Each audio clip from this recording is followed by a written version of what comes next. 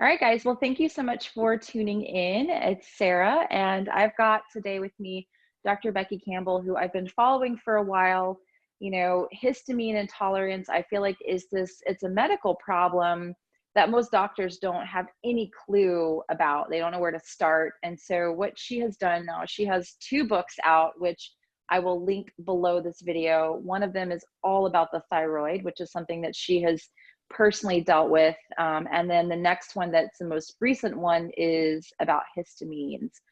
So I'll link both of those below, but welcome, Dr. Becky Campbell, to the channel. I really appreciate you taking the time out today. Thank you. I'm excited to be here. Yeah, so, I've watched quite a few of your interviews and talks, but if you would tell everyone who's watching your experience, first I know that you had some thyroid issues in college, and then it kind of led you to the histamine rabbit hole, how all of that kind of played out for you and unfolded. Yeah, so I think as a kid, I never felt great. I definitely noticed feeling different than some of my friends. I had issues. I was very heat sensitive. Mm, I would get migraines, not often, but sometimes, which isn't kind of very usual for children. yeah. I had some skin issues, like dermatitis type issues. Um, and I was probably a little bit more tired than the average person, but it just wasn't really, we didn't do anything about it. Just kind of, let it go. And then when I was in college, I was under an enormous amount of stress, which, obviously, and I just started to gain a lot of weight, which was odd for me because I had never had an issue with that before. And I started getting way more fatigued than I was Mm, already. And my hair was falling out and just things, and I knew something was wrong. So I went to many different doctors, and of course, everyone told me I was fine. And and then I found it was kind of like a functional medicine center, but it wasn't really called functional medicine back then. It was like just holistic.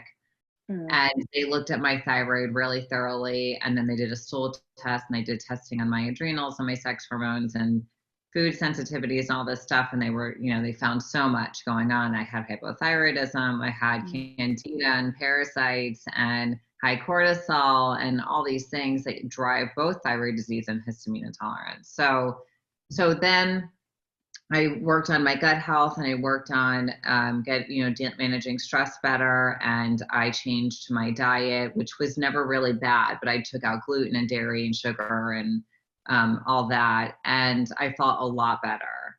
But I still kind of had, some lingering stuff, and it was very food based. I would notice I would eat and get like this tingling on my scalp Mm, after eating. And then sometimes it would turn into a migraine, sometimes it wouldn't. And I would get very fatigued after eating certain foods that were considered healthy. So it was mm, really kind of puzzling to me. I didn't really understand what it was. Nobody was talking about histamine intolerance back then. And then I met someone who mentioned mast cell activation syndrome to me, and I had never heard of it. And I had never heard of histamine intolerance. And so I started researching everything I could find, which wasn't much back then. But I did find, some stuff. And then I tested myself for mast cell activation syndrome, and I did have that. mm, And so therefore having histamine intolerance, and I kind of put it all together, and I was like, oh my gosh, this makes so much sense. mm. So that's why in my practice, I focus a lot on thyroid and histamine intolerance, because they're the things that I know the best. I've lived it. I Mhm. still, have to manage it. And it's just kind of what I like to work with mostly. But, both of those issues lead into a lot of different things, or people just come to you with symptoms and they don't know that they have either one, and they can have one or they can have both. So Yeah, that's they kind of how are. I. I was listening to you talk about with Dr. Jockers, the interview you did with him, of Mhm. how symptoms, of thyroid and histamine sometimes can mimic one another. So, working with a practitioner like yourself and really doing the testing, trying to figure out, what's going on, I think can Right. be important for people. And yeah, so that's that's a lot that you had to go through just to, and I Yeah. love that when practitioners have actually experienced things, because I think they're a lot more sympathetic. You know, they don't just scratch their head and say, well, I've never heard of that before. That's impossible. And also, when you work with histamine intolerance and especially mast cell activation syndrome, you have to be very careful Mm, because people are very sensitive. So when they go to people who don't have experience with this, or maybe they haven't, experienced it themselves, they may give them a bunch of supplements and they just mm, react really poorly to them. And so I'm really good at helping people slowly, work into the things that they need to get them better, but sometimes they can't tolerate what they need to get them better. So you have to start with the liver, and sometimes, with methylation, you can't even give them B vitamins. I mean, you've got to start really slow. So yeah, I'm grateful. I'm grateful for the experience myself because it's led me to really understand this. yeah. So let's talk about the mast cell activation, because I think a lot of people aren't really aware of what that is, like how Mhm. you would test for it, how you would know that you have it, and then kind of like what you do about it. So testing for it is tricky. Same with Mm, histamine intolerance. I've tested both negative and positive myself. mm, So you can have false or false negatives. You're more likely to get false negatives, and that's because sometimes you have to be in this state of really having an issue for the testing to come up properly. And mm, like with tryptase, as an example, you're just getting like a baseline if you go and you're not really reacting. So if it's lower, they think it's fine, but it's really not. So it's kind of hard to be like, okay, I'm reacting, take my blood. So yeah. that can be an issue. So the way I like to explain mast cell activation syndrome in comparison to just histamine intolerance is mast cell activation syndrome, you usually have had symptoms most of your life. Hmm. Like I said, when I was a kid, and a lot of people will say that or you'll see it in other family members, like your mom has a Hmm. lot of the same issues or your sister or whatever. So that's one thing that I look for when I'm trying to decide which one it is. Another is, this is a good way to explain what the difference is. With histamine intolerance, histamine is released by the immune system when there is a threat. Mm, And the problem is that not that we have histamine, but the problem is that with histamine intolerance, it's hard to break down that histamine for a few different reasons, right? With mast cell activation syndrome, you're releasing histamine not necessarily when there is a threat. mm, There's more things that trigger that threat mm, to your body than if you did not have mast cell activation. Hot weather, that can make your body react as if you have a virus. You'll just start dumping a bunch of histamine when it's not necessarily really a real threat. So you're kind of producing more histamine under abnormal circumstances. And then you throw in like a enzyme snip, or a gene snip that gives you trouble breaking histamine down. So you have too much histamine and you can't break it down, and that's kind of when you get into that more of a mast activation syndrome picture. gotcha. Yeah, Yeah. it's, I have a daughter with non-speaking autism. She's 12, and she has really had a ton of histamine issues that she's kind of like, she's a mini me. So once I started Mhm. kind of working with her issues, I realized I had all of the same issues Yeah. really. And one thing that she used to do was react to heat. And since she is Uh-huh. non-speaking, she just would have a tantrum and a fit. Like we had to stop taking her horseback riding, which was one of her favorite things to do, because Oh, she couldn't be out with the horses. She started scratching and biting, and you can't do that on a horse. It's, no. it's not okay. No, it's But not. Yeah. for the longest time, we couldn't figure out why, if she got overheated, that she would just absolutely get violent and melt down. And, I had no idea. And then she would get these absolutely horrible chronic headaches where she was hitting her Mhm. head all the time, banging her head Mhm. on things. But what we didn't know, we'd go to the doctor, and what they would say is give her Claritin every day and give her ibuprofen every day. And Ah, I had no idea it was making it worse. yeah. Both Yeah, of those that's are really problematic for histamine yeah. issues. Yeah. Yeah, Oh, it's and poor I thing. think a lot of people don't know that. I mean, you think like I have Mhm. histamine issues, so I'm going to take an antihistamine every day. And one of the things I've heard you say is that that can actually make things much worse, you know? Right. Long term, it breaks down it actually can reduce the enzyme that breaks histamine down. So it's Yeah, kind of like, and it's true with most medications, right? There's always a yeah, downside, which yeah. is unfortunate because it could be really helpful. I had to take an antihistamine when I first got diagnosed with mast cell because I was so sensitive to everything, but I quickly got off of it because I knew it was not a long-term fix. But it was only to be able to tolerate some of the natural stuff I needed to get my body where it needed to be. It's, sometimes you're so sensitive and you just react to everything. But Everything. Yeah. people take, Zyrtec or whatever antihistamine for 10 years. Yeah. So, and then they get off of it and they get this crazy influx of histamine and they feel terrible. And I see it all the time. So, Because does that what it does is it kind of down regulates the DAO enzyme, so it makes the right. body unable to produce more of it. It does, and it blocks the histamine receptors. So basically, you're like unplugging this block, and all that histamine that was hanging out is like it just rushes in.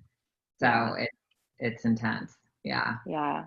Well, one of the things I really love about your book is that you really do break down foods that, could yeah, possibly cause reactions. And then you have a ton of like safe foods that people can just kind of slowly introduce. You have a lot of recipes in there hmm, um, that are safe for people that have histamine problems that are really trying to, because, like you were saying, the testing is super intense. There's a lot of it and it's not always accurate. So I right. love how you have this book that you can really direct people to kind of doing more of an elimination diet.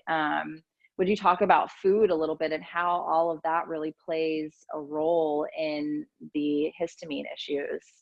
Yeah, so I think that, people always ask me, how do I test for histamine intolerance? And it's really easy. You just test it with food.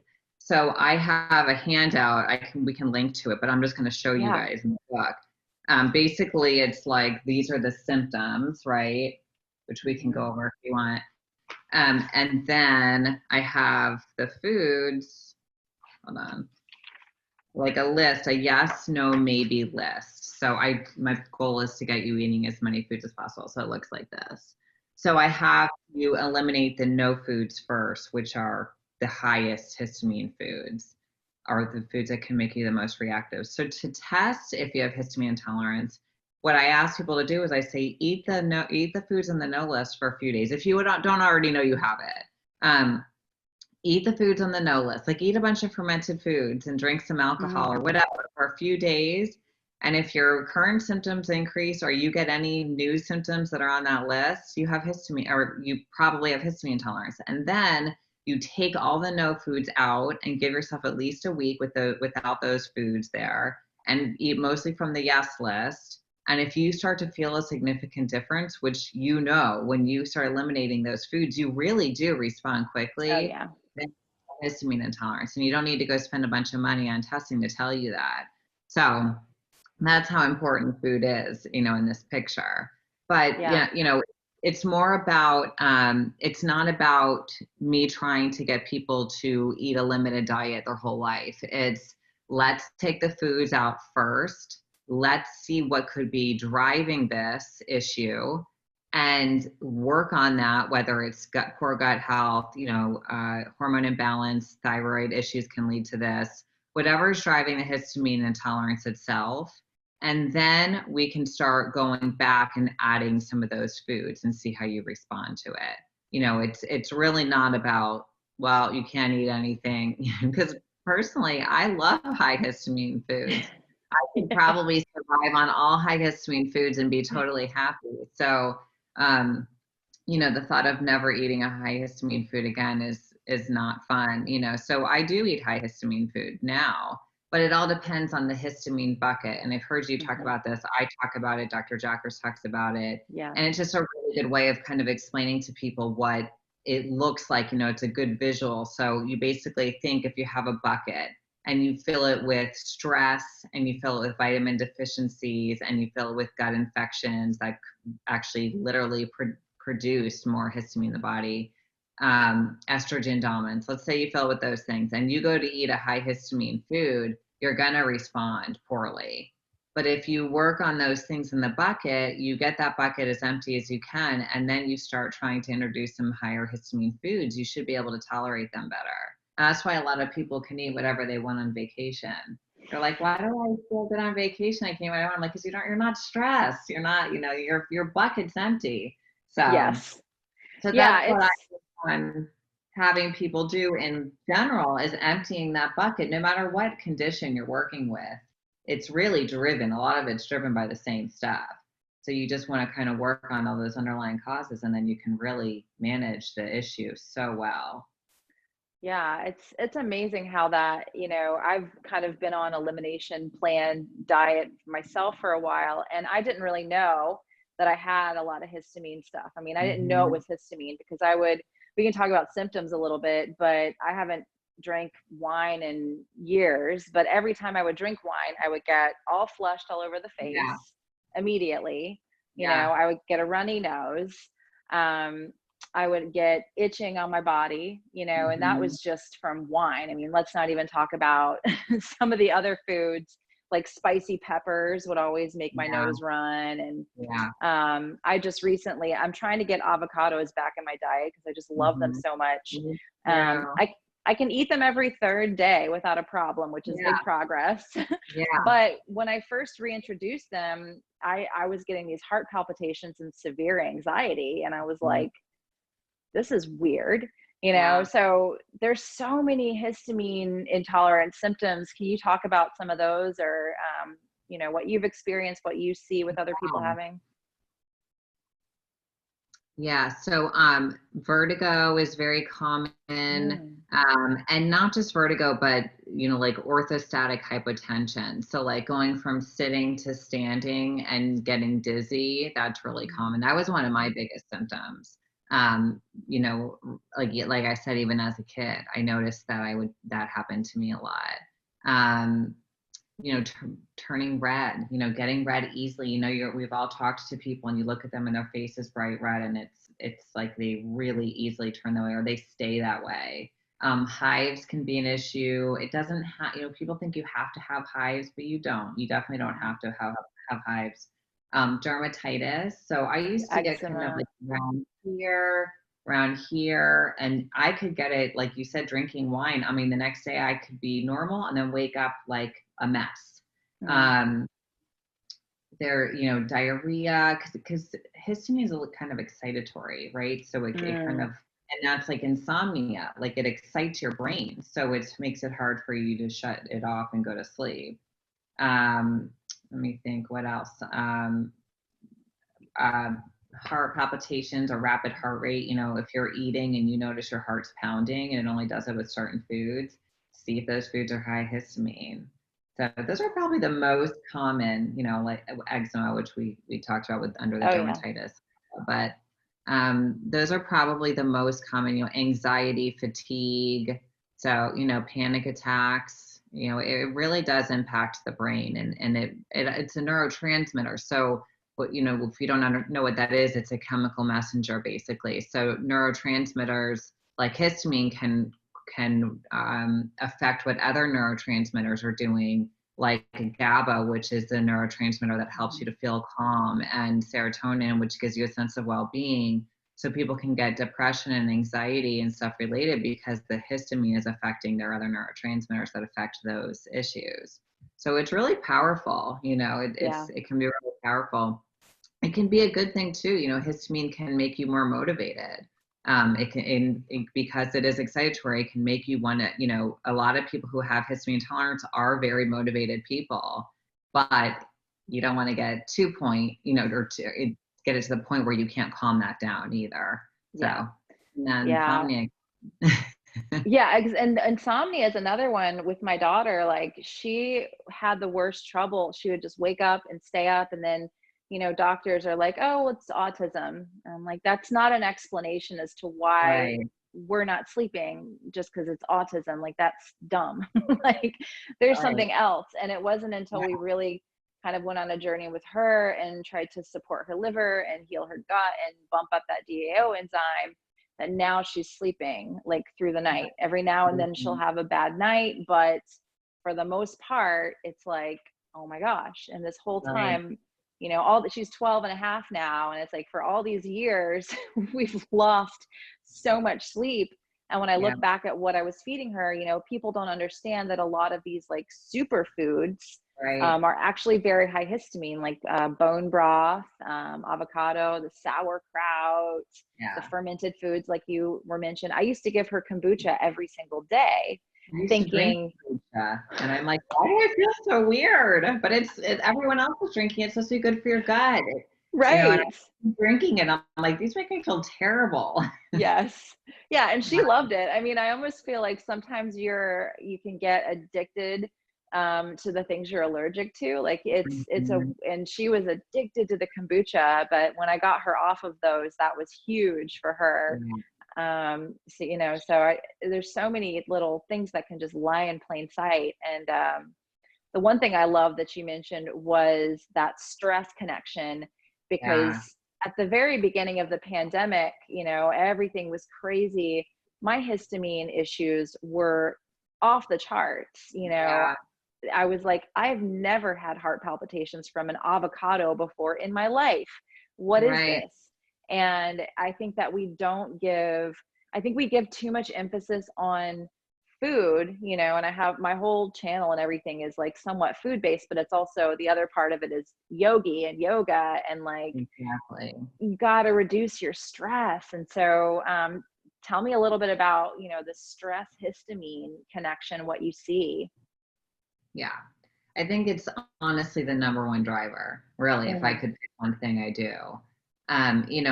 Stress increases your cortisol, which activates your sympathetic nervous system. So you're always in that fight or flight mode. And then that actually makes you release more mast cells. And then the mast cells release more histamine. So your histamine levels go higher literally from having stress. So if Mhm. you're, already like this, and then you eat something with high in histamine, you're just going to be so overloaded, and then you have the inability to break it down properly.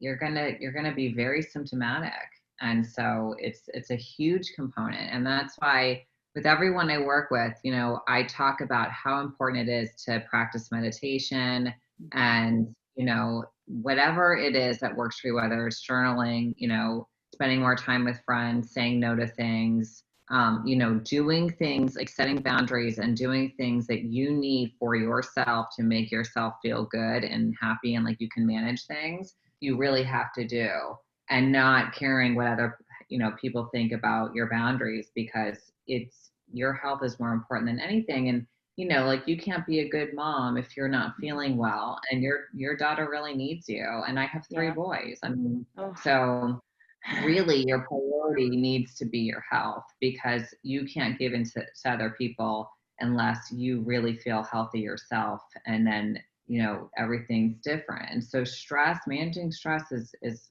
really just, in my opinion, number one for all of that. And for really any issue, I think stress is one of the number one drivers, don't you? Oh, 100%. Yeah. Right now I'm in training. It takes a few years to become a meditation teacher. I want to be a Vedic meditation teacher. I've been teaching yoga Mhm. for a decade, love it, but I've been practicing Vedic meditation for 2 years. It's a specific technique. So there's a lot you have to do in order to become an instructor in Yeah. the lineage. And so I'm doing the coursework here at home, the beginnings of it. And so what that requires of me to do some of this coursework, I take it in chunks, but on the days I'm doing the coursework, I have to meditate for 2 hours a day. And then I listen to these recordings, and I listen to the recordings of, the Veda, and I'm learning all this stuff. And it's so relaxing. It almost just puts my body in this blissful state. So I'm going to make a video today after we get off and talk about this. Monday, I was doing my coursework, and I just got this urge, to have a big heaping spoonful of almond butter, which almonds are like not okay for me. You know, Yeah. Yeah. For nuts, a I know lot of for some people cause a lot of problems, like yeah. histamine's just not good. But I'll have a spoonful. I was hungry. It was close to bed. And I had zero reaction, like zero for the first time in years. And I am literally convinced it was because I had meditated for 2 hours. I had been listening to these recordings that just had me in this completely relaxed, blissful state. And my body was like, okay, that's cool. Yeah. You It know, was ready I'm not, for it. yeah. And I'm not going to go around eating almond butter or even make it a regular thing. But I don't want to Probably tempt the beast.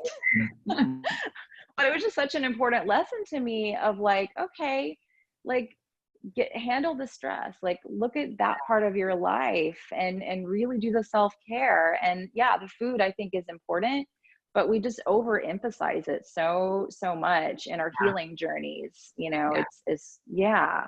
It should be a tool, but it should not be the only tool. And that's Yes. really important. And I even go, I think towards the end of the book, I go into like, talking yourself through trying new foods because it's really has, I have an exercise in here, but it visualization, when you're, because people build a lot of fear around food. So Oh yeah. I can't eat avocados, I can't eat strawberries, and I can't eat fermented foods because they're high in histamine. But then you work on all these things like stress and you work on your gut and you really are ready to try those things. You have to also address the fear factor. And it's the same thing with supplements. A lot of people that I work with, I kind of say like, this could do this. I'm telling you this just so you know, but it's probably not going to. Do not have that in your head when you are taking this because it will do it to you if that's the way Yes. you're thinking about it. And it's the same way with food and everything. So these tools are so important and you really can get back to eating, I still believe you should always stick. I'm not going to say, well, so start eating gluten and start eating a bunch of sugar because I just don't believe that those are good for anyone. But there is a lot of, nutritional value in high histamine foods. So I really don't want anyone to leave all of them out of their diet forever. I do want you to try to get back to eating what you can and doing that by managing things like stress. You're going to have a really high success rate at doing that. So good for you Absolutely. for doing this too. This is what great timing to Yeah. learn what you're learning. Yeah, it's, it kind of became a necessary thing with my daughter, with us all being home. I mean, it was just her behaviors were so out of control. She was just Mm, hysterical. And I'm like, we can't have this. Like, yeah. we have got to help this girl because I know that she's not acting this way because she's a bad kid. Wow. Physically, I know that there's something really, really up here. So yeah, it's been quite a learning experience over the last 90 days with her, but I'm grateful for it. And she's, expressing to us of how much better she feels and that she says her body doesn't ache anymore because we would ask her, she uses a letter board to communicate so she can spell things, Yeah. to communicate, which I didn't know that until about 3 years ago. And then I'm like, oh my God, she's actually like genius level. I had no idea. Right. Right. Um, And that's true a lot of the time. Yeah. yeah, yeah. And she, so she expressed to us like I was having all these aches and pains and my legs were hurting and my head was hurting and that's not happening anymore. And just the fact that she's able to sleep, is just, it's amazing. It's like, Amazing. That's when your body's healing. That's yes, the yes, most important thing is sleep. So yeah, children and adults too, but who can't sleep, it's really, really not a good thing. yeah. It makes it very hard to feel okay if you're not sleeping. Yeah, So, absolutely. Well, one thing I want to ask you, I know you have a busy day today, so I don't want to keep you so long, but I do want to, for people watching, want to talk about things that they can do, supplement wise, things that you mhm. recommend to support the liver and increase the DAO Yeah, enzyme. And then the yeah. other thing I heard you talk about is someone, I know that's a loaded question, people with mast cell may not want to take a supplement with like 5 different things in it. They may just want to stick to like one Like thing. single So nutrient. Yeah. yes, yeah. So, yes, I recommend anyone who's sensitive to supplements, do not try multi-nutrient supplements because you're getting so many different things and you don't know what you're responding poorly to. So I always start people off with single nutrient supplements if necessary. So let's say we were supporting the liver. I would say, let's try like N-acetylcysteine or milk thistle, or sometimes they could handle like the two of those together. Or you can try like castor oil packs over the liver if you can't even take something. Epsom salt baths for some people work really well, infrared saunas for some people work really well. I don't recommend that if you have like an inflamed dermatitis issue, but otherwise, those are ways you can try to start and not have to take a supplement. So I recommend starting with something like that to get your body to effectively push toxins out, because part of the problem is that we hold on to so much, and most of us have that MTHFR mutation, which makes me too. So it makes it hard for us to, push, things out, among many other things that methylation does in the body. I'll just keep it simple with that. So starting with, something like that. And I go over this in the book. I give you different ways you can do it with supplements, or you can do it with things like castor oil packs. So supporting your liver, getting your body better at pushing things out, that allows you to handle more. So then you can try it in a supplement form, and then you can maybe try it in a supplement form that has more than one ingredient in it. And eventually you can start to do the things that you need to, like if you have a gut infection, you have to take stuff to kill the bacteria, yeast, whatever it is, but you have to be able to tolerate that. So I don't work with anybody on the gut until I've worked on their liver for at least 4 weeks. So it that's why in the book I have it like phase 1 is remove those really high histamine foods and start working on your liver. And I really should have made phase 1 and 2 in the same phase, because that's how I do it in practice, but I was trying to give people like more baby steps. So so those are really important things. If you can't work with someone and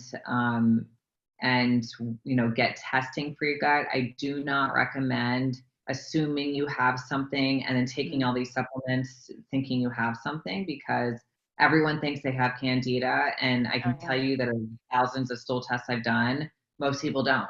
Most people have like opportunistic bacteria and SIBO. So it's more of a bacterial issue that I see. But I do see candida, and I do see parasites, and I see a lot of H. pylori. So, but again, that's bacterial. So,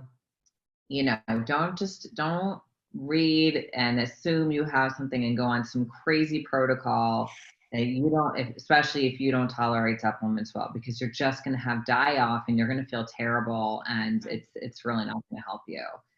So if, I tried to divide the book into working with someone and doing this by yourself. And I even in each section say, if you're working with someone, ask them for these tests. If you're doing this by yourself, just do this.